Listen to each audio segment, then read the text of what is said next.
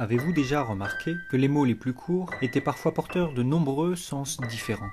Prenons par exemple le mot plan. Si on laisse de côté les sens géométriques, cinématographiques et pictural, ce mot désigne encore à la fois la représentation en projection horizontale d'une structure générale, comme le plan d'une maison ou d'une ville, aussi bien qu'un projet élaboré, comportant une suite ordonnée d'événements, destinés à atteindre un but. Et si le plan est bien pensé, bien tracé, les événements s'enchaînent les uns aux autres, de façon presque machinale. Un peu comme dans le thriller musical de Stephen Sondheim, Sweeney Todd. En évoquant la fin de la pièce dès le prologue, comme jadis dans nombreuses pièces du théâtre grec, Sondheim dirige la curiosité du spectateur vers le plan en lui-même, l'enchaînement des événements, le déroulement de l'œuvre. Le spectateur est prévenu. Il va assister à une tragédie et le sang va couler. Certes, la fin n'est pas explicitement décrite et je me garderai de la dévoiler. Mais on est d'emblée dans une tension dramatique et dans l'attente du déroulement du plan pensé par l'auteur.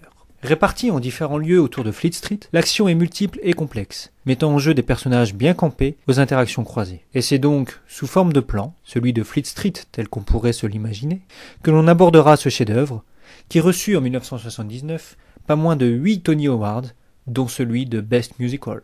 Fleet Street, à Londres, 19e siècle, visite guidée.